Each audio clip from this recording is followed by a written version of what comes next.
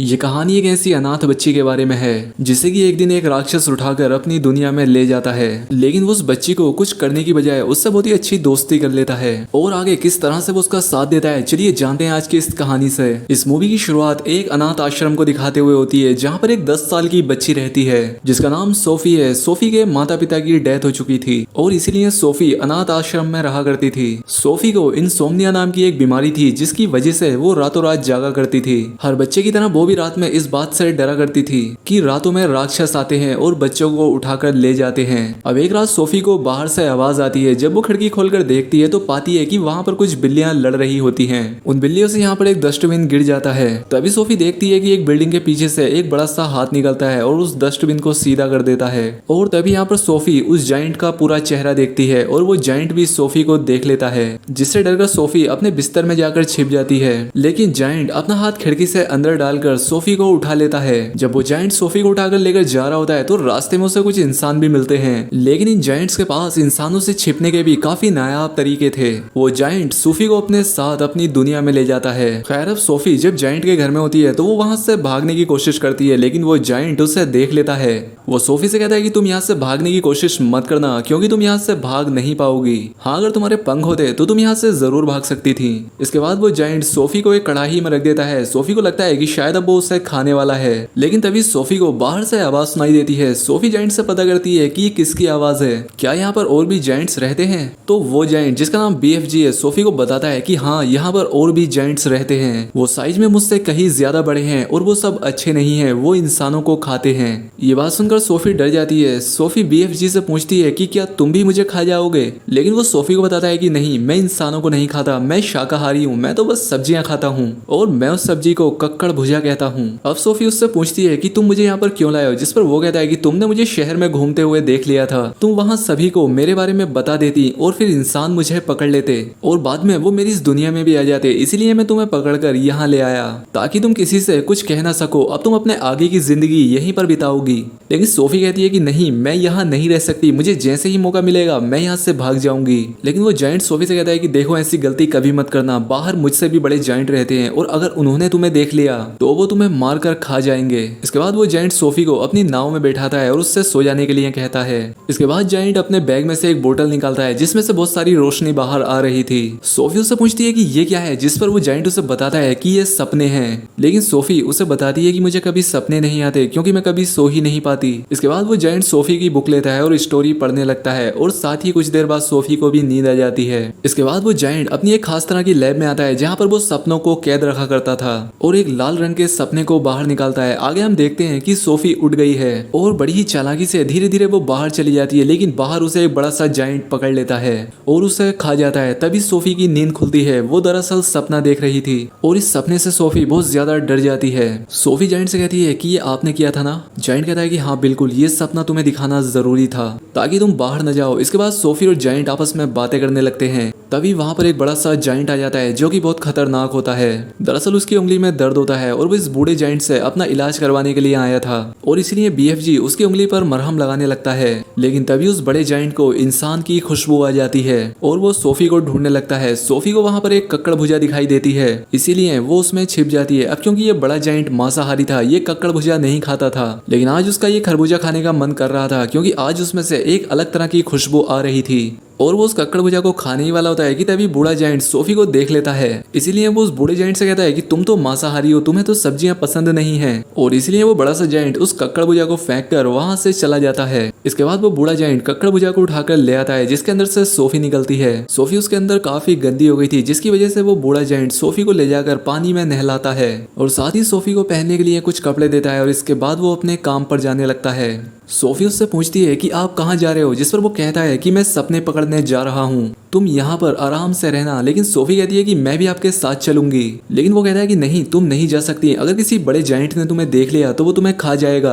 लेकिन सोफी नहीं मानती, वो जिद करने लगती है, इसीलिए वो जाइंट मान जाता है। वो बूढ़ा जाइंट चुपके से सोफी को लेकर जा रहा होता है कि तभी यहाँ पर एक बड़े से जाइंट की नींद खुल जाती है। वो उसे पकड़ लेता है और पूछता है कि तुम कहाँ जा रहे हो। बूढ़ा जाइंट कहता है कि मैं बाहर अपने काम से जा रहा हूँ, जिस पर वो बड़ा जाइंट कहता है कि नहीं, तुम बाहर नहीं जा सकते, क्योंकि अगर इंसानों को हमारी जगह के बारे में पता चला तो वो हमें खत्म कर देंगे।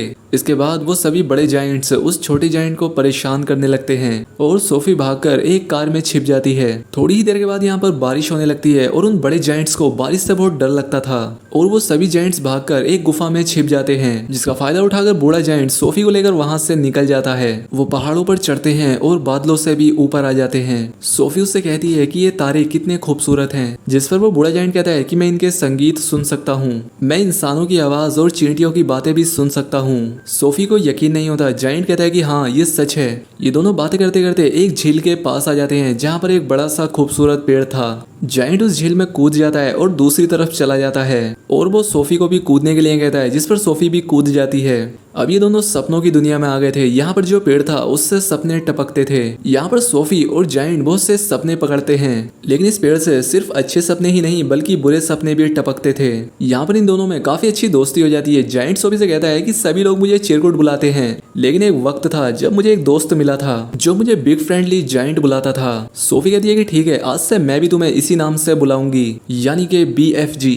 इसके बाद ये दोनों सपने पकड़कर लंदन शहर में आ जाते हैं, जहाँ पर सभी अनाथ बच्चे अपने घरों में सो रहे थे और BFG उन्हें अच्छे अच्छे सपने दिखाता है, जिससे कि उन अनाथ बच्चों को अपने सपनों में खुशियां मिल सकें। इसके बाद सोफी उस जायंट से पूछती है कि क्या ये सब तुम्हारे माता पिता ने तुम्हें सिखाया है, जिस पर BFG कहता है कि जायंट्स के माता पिता नहीं होते।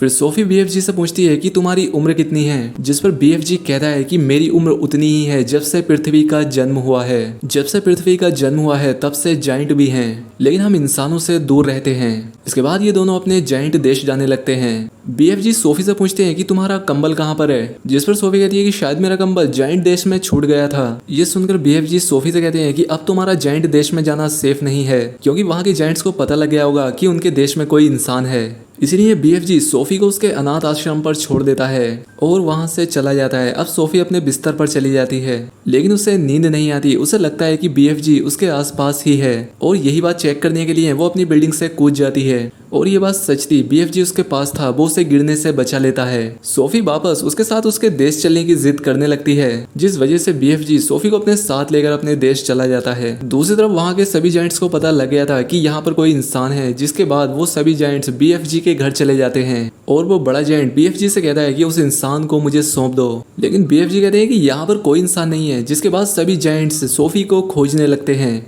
और BFG के पूरे घर को तहस नहस कर देते हैं, लेकिन उन्हें सोफी नहीं मिलती। सोफी के कंबल को BFG आग में जला देते हैं और गर्म लोहे से सभी जायंट्स को मारकर वहां से भगा देते हैं। जब सोफी अपनी जान बचाकर BFG के घर के इधर उधर भाग रही होती है, तभी उसे एक कमरा दिखाई देता है जो कि BFG के उसी खास दोस्त का होता है, जिसके बारे में BFG ने सोफी को बताया था। वहाँ पर सोफी को एक तस्वीर दिखती है जो कि इंग्लैंड की महारानी एलिजाबेथ की थी। फिर सोफी को एक आइडिया आता है। वो BFG से बोलती है कि तुम अपने सपनों की लैब में एक डरावना सपना बनाओ, जिसमें तुम्हें इंग्लैंड की महारानी को यह दिखाना है कि सभी बड़े जायंट्स इंग्लैंड में हैं और वो सबके सब बच्चों को मारकर खा रहे हैं, और तुम उस सपने में मुझे और खुद को भी दिखाना, ताकि हम जब महारानी के सामने जाएं तो उन्हें हमारी बातों पर यकीन हो जाए। और सोफी की बात मानकर BFG ऐसा ही करता है। वो अपनी लैब में एक डरावना सपना बनाता है, जिसमें वो अपने देश में रहने वाले सभी खूंखार जायंट्स की तस्वीरें और बहुत सारे बच्चों को डालता है, और साथ ही साथ सोफी और खुद को भी डालता है। सपना बनाने के बाद BFG सोफी को लेकर इंग्लैंड की महारानी के महल तक पहुंच जाता है और खिड़की से इंग्लैंड की महारानी की नींद में उस भयानक सपने को डाल देता है। अब महारानी वो सब देखती है जो कि वो दोनों उसे दिखाना चाहते थे। जब महारानी की नींद खुलती है तो वो बहुत डरी हुई होती है। वो अपने सपने के बारे में अपने PA को बताती है। PA कहती है, लेकिन महारानी वो तो बस एक सपना था ना। लेकिन जब वो आज के न्यूज़पेपर को देखती है तो वो चौंक जाती है। वो कहती है कि कल रात शहर से बहुत सारे बच्चे गायब हुए हैं, बिल्कुल वैसा ही जैसा कि आपने सपने में जिक्र किया था। जब महारानी पर्दा हटाने के लिए कहती है तो वो देखते हैं कि सोफी खिड़की पर होती है, क्योंकि ये बात भी BFG ने महारानी के सपने में डाली थी। इसके बाद सोफी महारानी को BFG के बारे में बताती है और उनसे वादा लेती है कि उनके सिपाही BFG के साथ कोई भी सख्ती नहीं करेंगे। खैर, अब सोफी के बुलाने पर BFG महारानी के सामने आता है और उन्हें सम्मान देता है। ये बात महारानी को काफी अलग लगती है, क्योंकि जायंट्स को इंसानों के तौर तरीकों के बारे में कुछ भी पता नहीं होता और उनके बोलने की भाषा भी थोड़ी गड़बड़ होती है, इसलिए BFG भी शब्दों को उल्टा सीधा बोलता है। खैर, अब इसके बाद महारानी भी अपने वादे को पूरा करते हुए सोफी और BFG की खास खातिरदारी करती है। यहाँ पर इन दोनों को बहुत ही अच्छा खाना खिलाया जाता है और इसके बाद BFG महारानी और उनके सैनिकों को बताता है कि किस तरह से उसके देश के बड़े जायंट इंसानों और बच्चों को खाते हैं और उन्हें किस तरह से रोका जा सकता है। फिर महारानी भी बीएफजी की बात समझते हुए उनकी मदद करने के लिए तैयार हो जाती है और अपनी सेना को बीएफजी के बताए गए रास्ते से जायंट्स के देश में भेजती है। अब वहां पहुंचकर बीएफजी सेना को जायंट देश के बॉर्डर पर ही रुककर इंतजार करने के लिए कहता है। अब बीएफजी सोफी के साथ अपनी लैब में जाकर एक ऐसा सपना बनाता है जिसे कि वो उन बड़े जायंट्स को दिखाकर उनके किए गए सभी गुनाहों के लिए उन्हें गिल्टी फील करा सके। और आखिरकार बीएफजी एक ऐसा सपना बना ही लेता है। लेकिन जब वो इस सपने को उन जायंट्स की नींद में डालने जा रहा होता है तभी उसे याद आता है कि सपना फूंकने वाला डिवाइस तो वो महारानी के महल में ही भूल आया है और उस डिवाइस के बिना किसी की भी नींद में सपने को नहीं डाला जा सकता, क्योंकि इन जायंट्स के पास जाकर ऐसा करना खतरे से खाली नहीं है। अब इस बात पर बीएफजी अफसोस कर ही रहा होता है कि तभी सोफी उस सपने की बोतल को उठाकर उन जायंट्स के बीच में चली जाती है। लेकिन उसके वहां पहुंचते ही उन सभी जायंट्स के बड़े सरदार की नींद खुल जाती है और वो सोफी पर हमला करने के लिए आगे बढ़ने लगता है। लेकिन जैसे ही वो बड़ा जायंट सोफी पर हमला करने वाला होता है, सोफी उस बोतल को फेंक कर तोड़ देती है और उसमें मौजूद छोटे छोटे सपने जैसे ही बड़े जायंट्स की नींद में जाते हैं, उनके मन में अपने किए हुए गुनाहों को लेकर गिल्ट आने लगता है। इस बात से गुस्सा होकर उनका सरदार सोफी पर हमला करने वाला होता है, लेकिन उससे पहले ही बीएफजी उसके सामने आ जाता है। लेकिन बीएफजी बच जाता है, क्योंकि जैसे ही बड़ा जायंट बीएफजी को मारने वाला होता है वहां पर सेना के हेलीकॉप्टर पहुंच जाते हैं और एक एक करके सभी जायंट्स को अपने जाल में फंसाकर अपने साथ ले जाते हैं और जायंट्स देश से मीलों दूर समुद्र के बीचों बीच उन्हें एक सुनसान आइलैंड पर छोड़ देते हैं, क्योंकि ये पानी से डरते हैं और समुद्र पार नहीं कर सकते, जिस वजह से सभी बड़े जायंट्स इस आइलैंड पर फंस जाते हैं। और यहाँ पर महारानी सिर्फ इनके खाने के लिए ककड़ भुजा के बीज भेज देती है, जिससे कि बड़े जायंट्स इनकी खेती करें और यही खाएं। अब आखिर में हमें दिखाया जाता है कि सोफिया अनाथ नहीं है, अब वो महारानी के घर में रहती है। अब उसकी लाइफ से अकेलापन पूरी तरह से दूर हो चुका है और वो जब भी चाहे बीएफजी से बात कर सकती है, क्योंकि बीएफजी अपनी अनोखी शक्ति से दुनिया में सभी चीज की आवाजें सुन सकते हैं। अब बीएफजी जायंट अपने देश में तरह तरह की सब्जियों की खेती करता है और एक अच्छी जिंदगी जीता है। और इसी के साथ ये बेहतरीन फिल्म यहाँ पर खत्म हो जाती है। तो दोस्तों उम्मीद करता हूँ कि आपको वीडियो पसंद आई होगी। अगर वीडियो अच्छी लगी हो तो वीडियो को लाइक और चैनल पर पहली बार आए तो चैनल को सब्सक्राइब जरूर कर लें। मिलते हैं हमारी अगली वीडियो में।